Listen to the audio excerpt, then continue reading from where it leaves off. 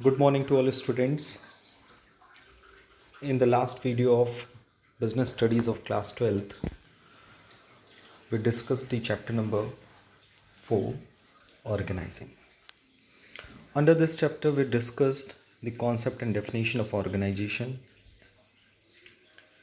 and features of organizing process, steps required for organizing, as well as the types of organizing structure which helps to the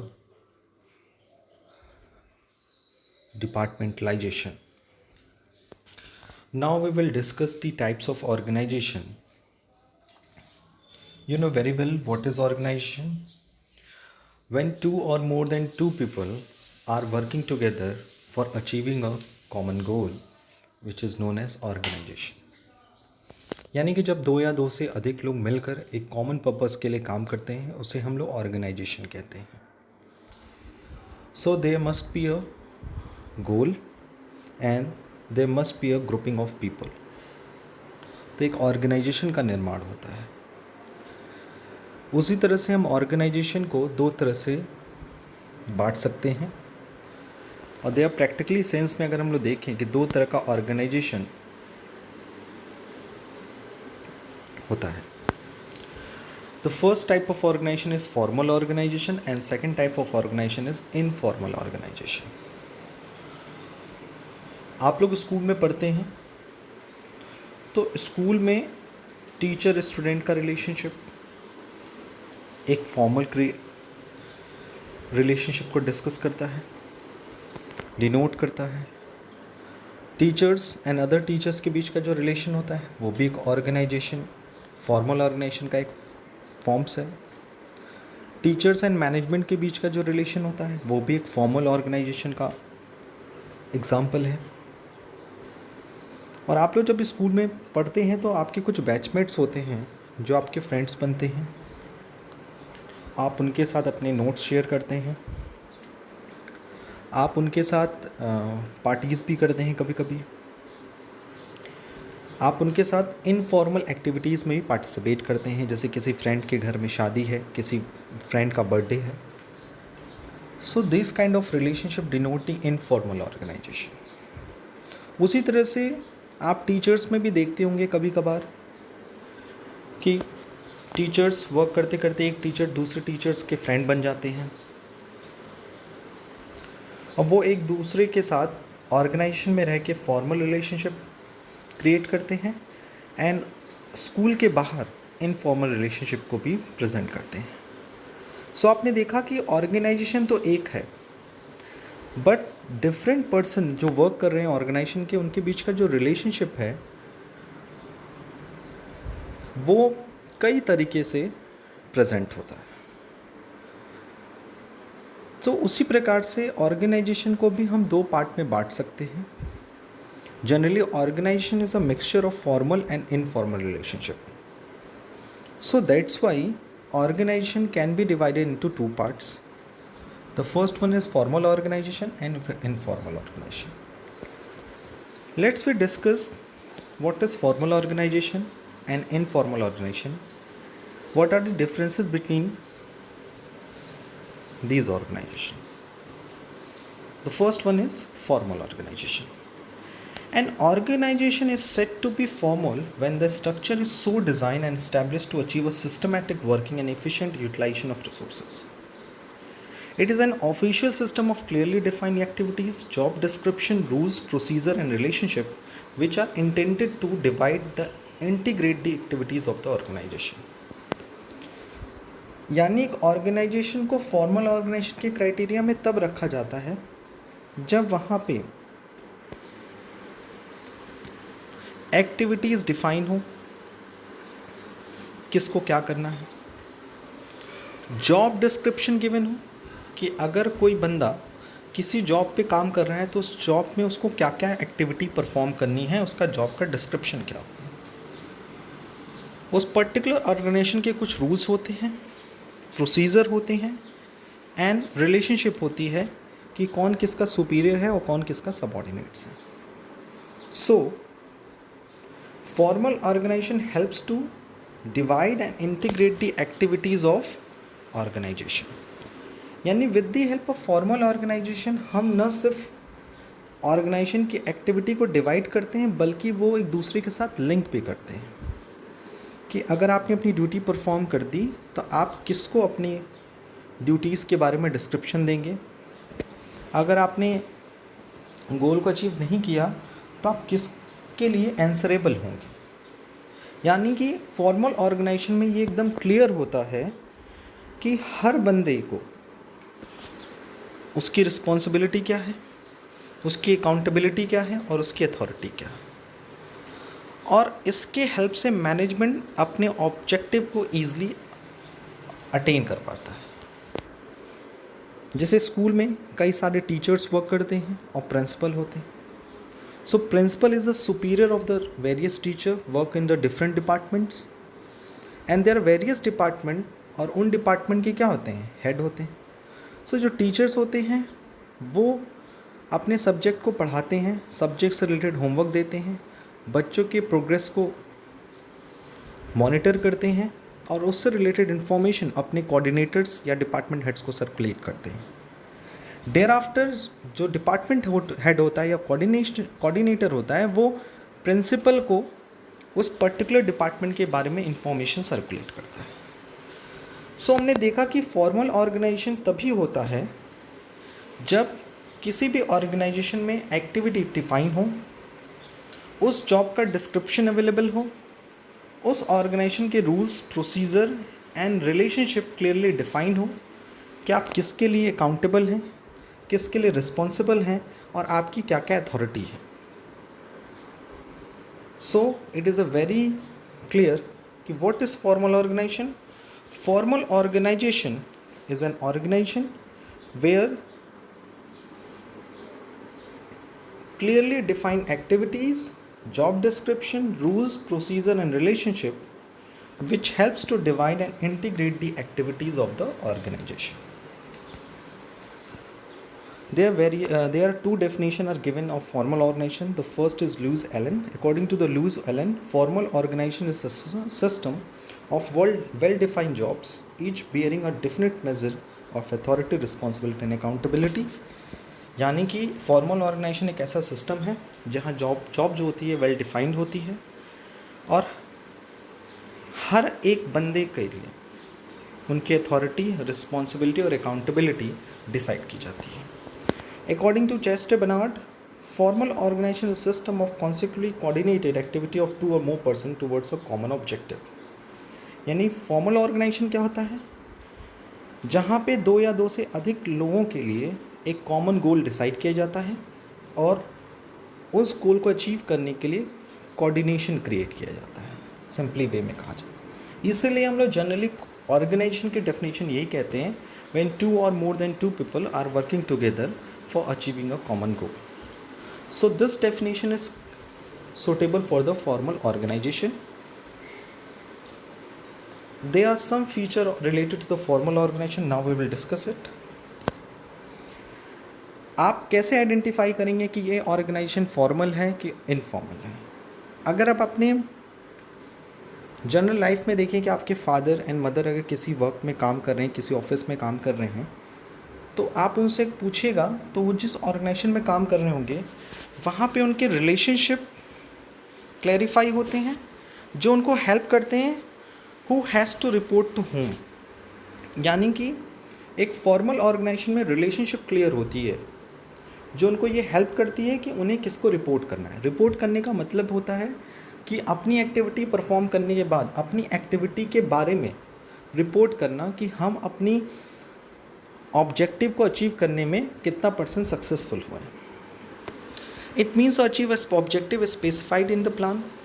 formal organisation के एक important feature ये भी होता है कि organisation किसी specified objective जो plan में क्लियरली मेंशनाइज्ड होता है उसको अचीव करने के लिए काम करता है। It facilitate interlinking of various department levels and people in the organisation. With the help of formal organisation हम different departments, different level of management and जो डिफरेंट वर्कर्स होते हैं ऑर्गेनाइजेशन में उनके बीच में इंटरलिंक इस्टेब्लिश करते हैं। It is deliberately design by top management. Formal organisation का जो स्ट्रक्चर होता है वो कौन डिसाइड करता है? टॉप लेवल मैनेजमेंट डिसाइड करता है। As well as it places more than emphasis on work there rather than the interpersonal relationship. यानी फॉर्मल ऑर्गेनाइजेशन में इंटरपर्सनल रिलेशनशिप के अलावा ज़्यादा से ज़्यादा वर्क जो फोकस होता है वो वर्क पे होता है। यानी हमें काम से मतलब है, आपके बीच के इंटरपर्सनल रिलेशनशिप से कोई मतलब नहीं होता है। यानी आपकी सिर्फ और सिर्फ वर्क से मतलब है, काम से मतलब है, आपकी पर्सनल लाइफ से कोई लेना देना नहीं होता है। So what are the advantage of the formal organisation? The first one is no confusion. सबको अपनी अथॉरिटी, रिस्पॉन्सिबिलिटी, अकाउंटेबिलिटी पता होती है, किसको किसको रिपोर्ट करना है ये पता होता है, तो कोई कन्फ्यूज़न नहीं होता है regarding the work. Second work, unity of command भी होता है, क्योंकि इसमें ये क्लियर होता है कि सुपीरियर को ये क्लियर होता है कि उसके कौन कौन सबॉर्डिनेट है, वो किसको ऑर्डर दे सकता है, किसको कमांड दे सकता है। As well as with the help of formal organisation हम अपने गोल को ईजिली अडॉप्ट कर सकते हैं, क्योंकि यहाँ सिस्टमैटिक वर्किंग कंडीशन होता है। It makes fixation of responsibility clear and easier.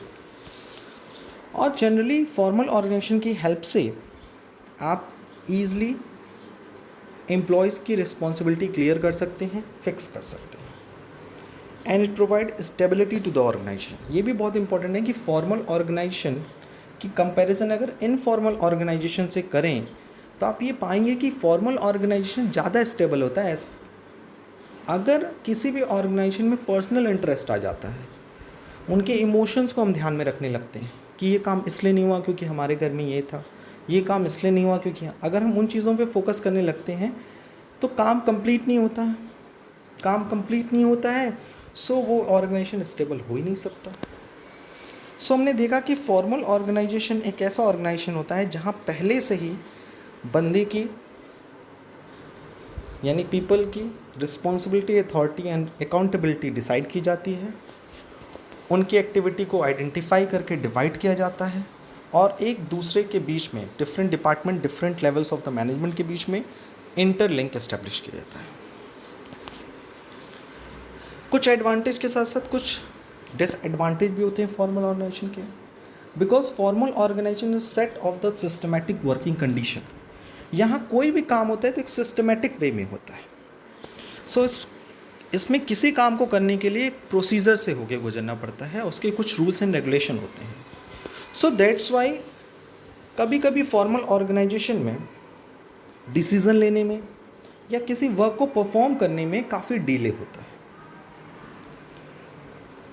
Due to the systematic working environment employ की जो क्रिएटिविटी होती है वो कहीं ना कहीं कम हो जाती है, क्योंकि ये जो ऑर्गेनाइजेशन होता है वो रिजिड नेचर का होता है, फ्लेक्सिबल नहीं होता है।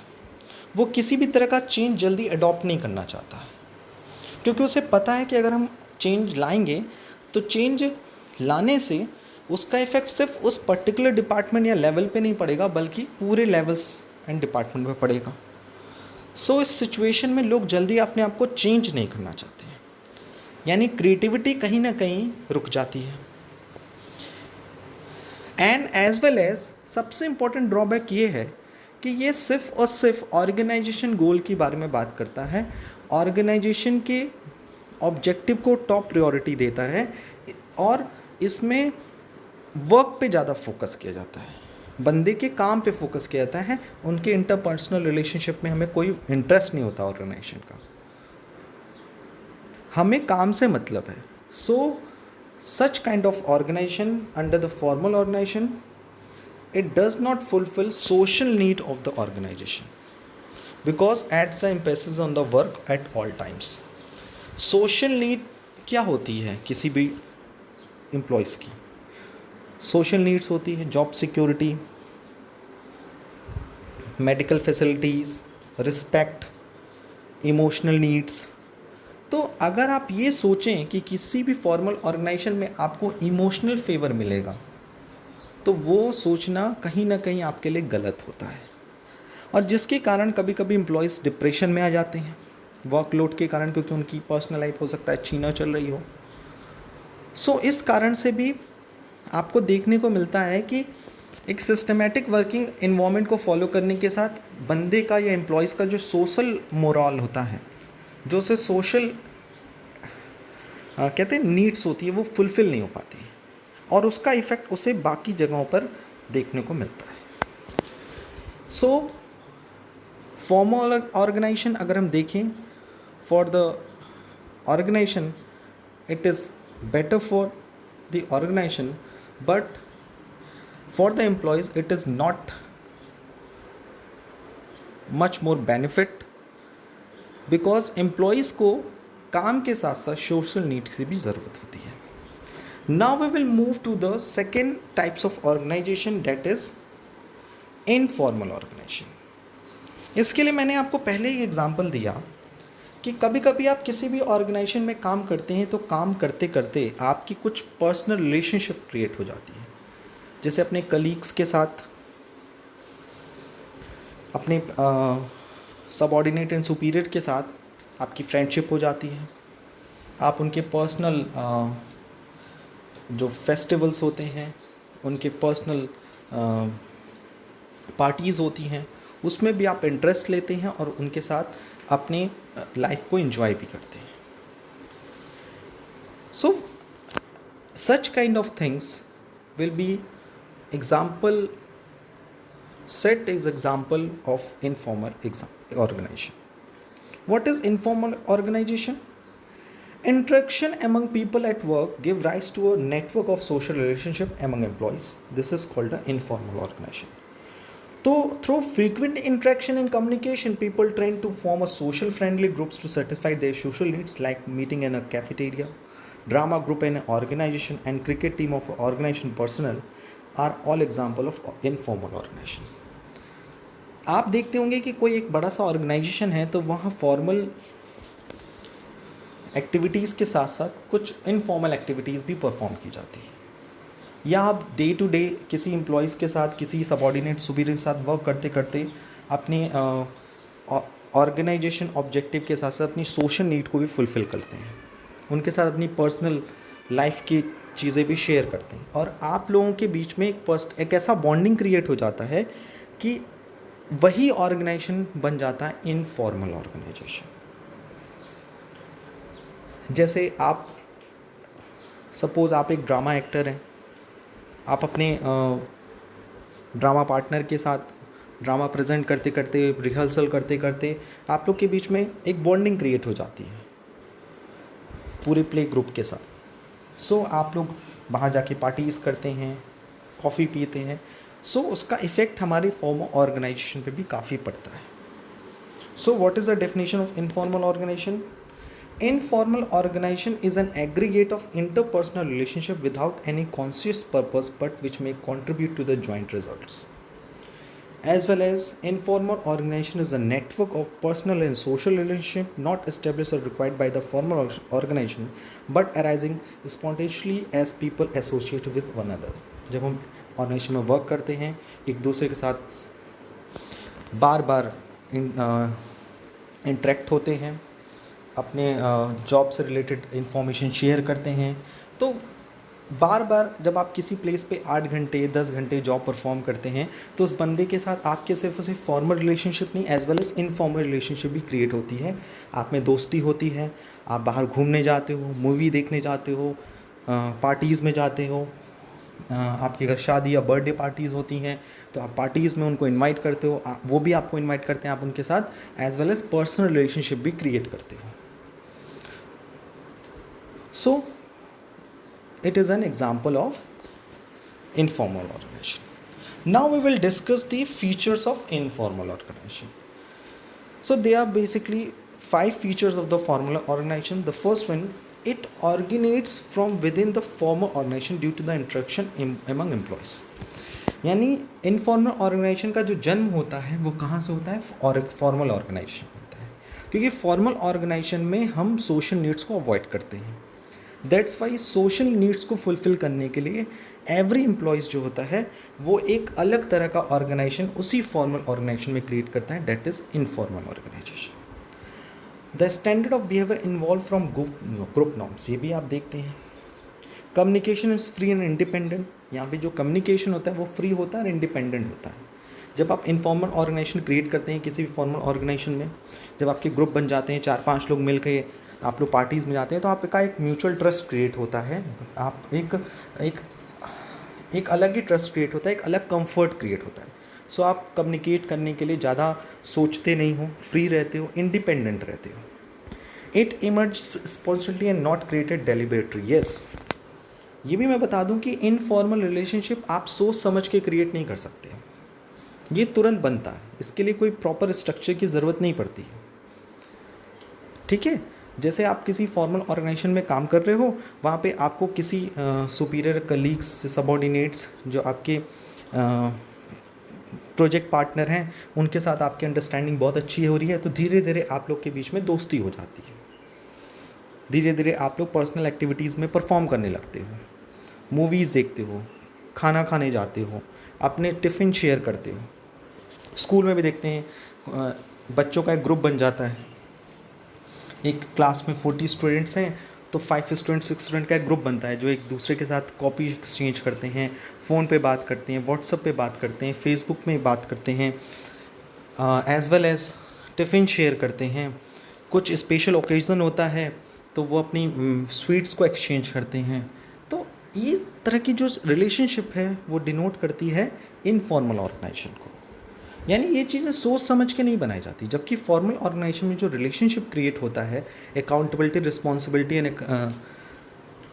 एंड अकाउंटेबिलिटी, रिस्पॉन्सिबिलिटी, अथॉरिटी जो डिसाइड की जाती है, वो top level of management clearly decide करता है कि अगर प्रोडक्शन मैनेजर के पे कोई पोस्ट पे आएगा तो उसकी ये अथॉरिटी होगी, ये रिस्पॉन्सिबिलिटी होगी और ये अकाउंटेबिलिटी होगी।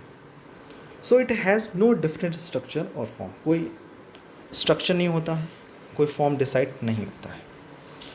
Now we will discuss the advantage of informal organization. So informal organization has the following advantage. The first one is prescribed line of communication are not followed, thus is facilitate quick feedback and spread information faster. अगर आप देखें तो formal organisation में एक information को दूसरी information में पहुंचने के लिए एक सिस्टमेटिक फ्लो ऑफ कम्युनिकेशन को यूज़ करना पड़ता है, एक स्केलर चेन को यूज़ करना पड़ता है, उसकी पूरे नेटवर्क को यूज़ करके ही हम इंफॉर्मेशन को सर्कुलेट करते हैं। जैसे for example chief executive officer of the company अगर अपने ब्रांच मैनेजर्स को कोई इंफॉर्मेशन सर्कुलेट करना चाहता है तो सबसे पहले चीफ एग्जीक्यूटिव ऑफिसर क्या करता है, डायरेक्टर को इन्फॉर्मेशन सर्कुलेट करता है। डायरेक्टर जो होता है वो मैनेजिंग डायरेक्टर को भेजता है, जो डिफरेंट डिपार्टमेंट्स के जो ब्रांचेस के जो हेड होते हैं, हेड ऑफ ब्रांचेस, उनको इन्फॉर्मेशन सर्कुलेट होती है। फिर हेड ऑफ ब्रांचेस जो होता है वो अपने जो पर्टिकुलर ब्रांच जिसके लिए वो इन्फॉर्मेशन सर्कुलेट की गई थी उसके मैनेजर को इन्फॉर्मेशन सर्कुलेट करता है। सो एक फ्लो ऑफ नेटवर्क यूज़ किया जाता है, फ्लो ऑफ कम्युनिकेशन जो होता है वो यूज़ किया जाता है। But in the informal organisation कोई कम्युनिकेशन की लाइन नहीं होती है, कोई चैनल नहीं होता है, बल्कि वो इन्फॉर्मेशन एक बंदे से दूसरे बंदे में ईज़िली पहुंच जाती है, एकदम क्विकली। फॉर एग्जांपल अगर ये मान लें उसी ऑर्गेनाइजेशन में सीईओ और उस ब्रांच मैनेजर के बीच में कोई इनफॉर्मल रिलेशनशिप है, तो उस केस में आप ये बोल सकते हैं कि वो इन्फॉर्मेशन एक प्रॉपर लाइन ऑफ नेटवर्क से होके नहीं जाएगी, वो तुरंत फ़ोन करेगा, व्हाट्सअप करेगा और तुरंत इन्फॉर्मेशन वहाँ तक पहुँच जाएगी।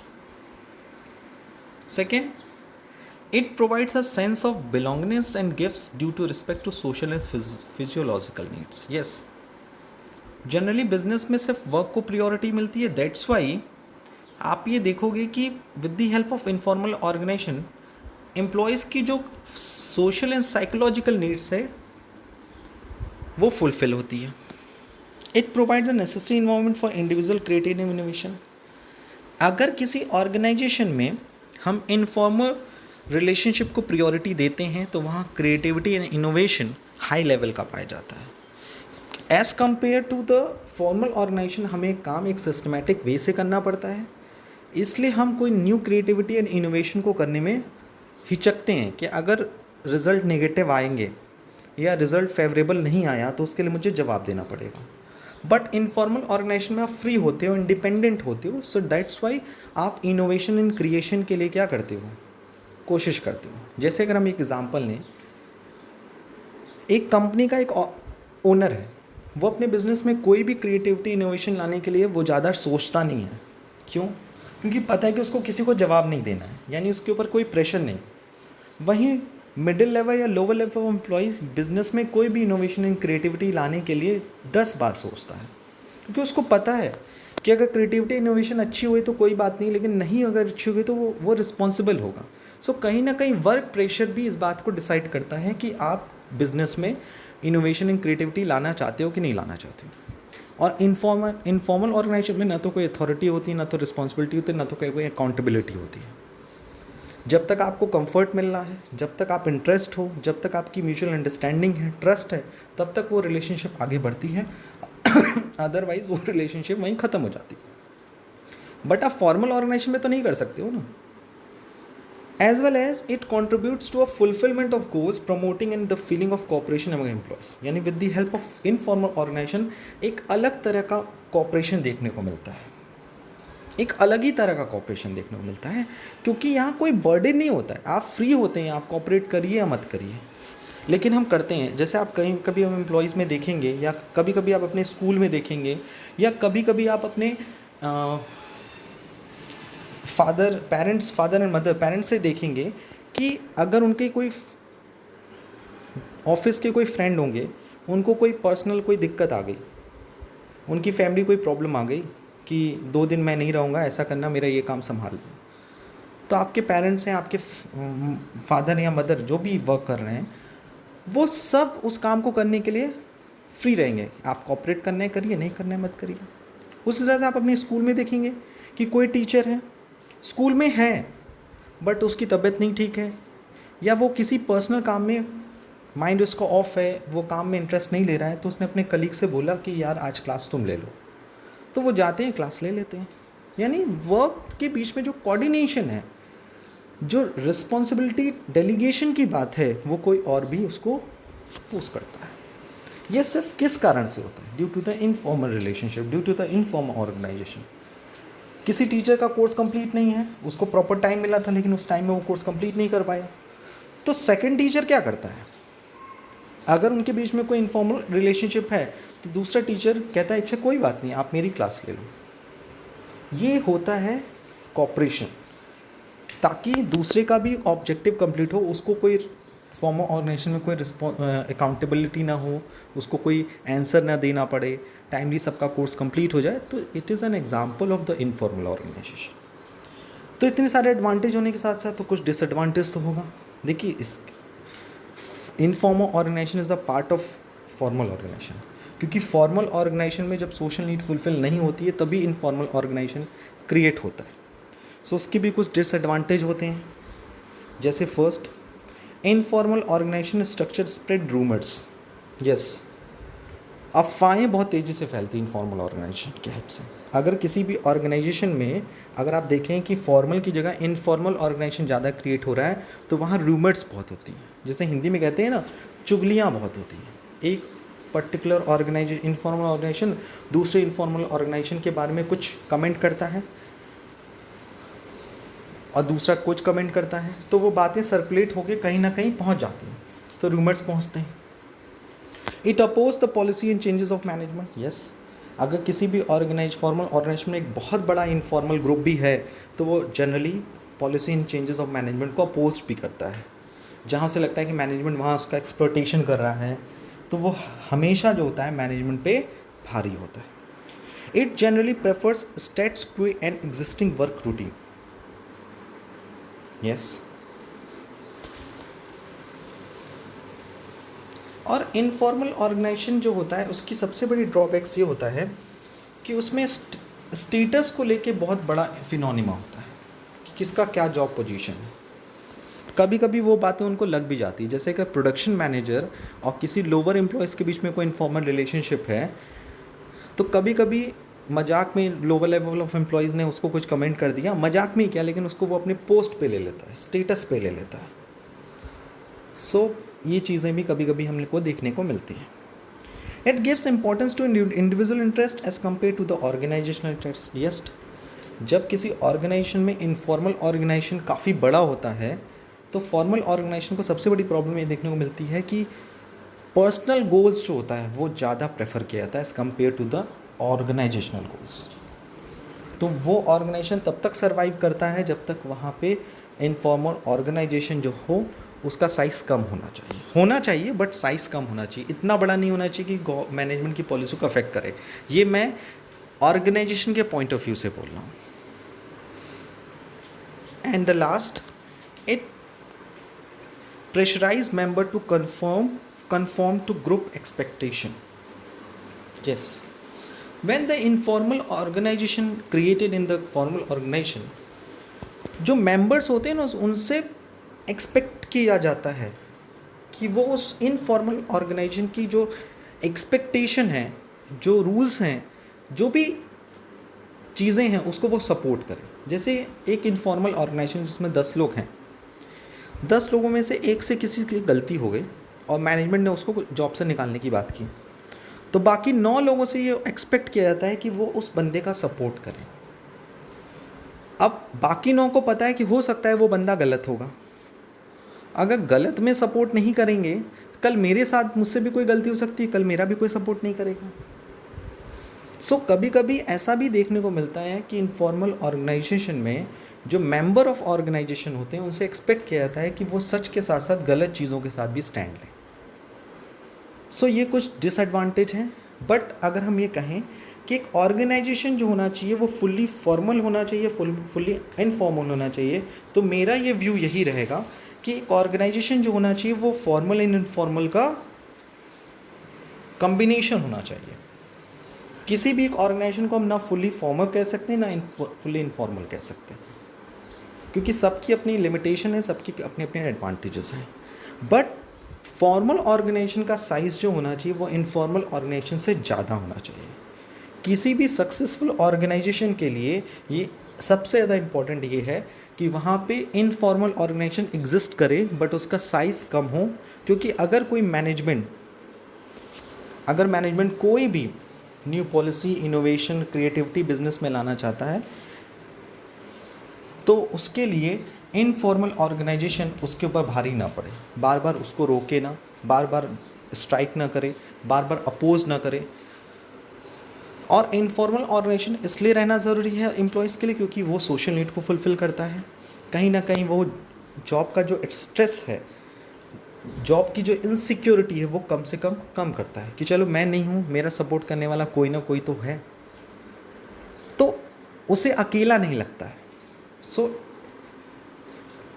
at the last we can say that there are basically 2 types of organization, formal organization and informal organization, and any organization is a mixture of formal organization as well as the informal organization. But for the successful organization there must be the size of formal organization is larger than the informal organization to take a decision easily for the management. So I hope कि आज का topic आपको समझ में आया होगा। आज के लिए इतना ही। If you have any kind of doubt related to this topic, please ask me in the WhatsApp group. Thank you, thanks a lot.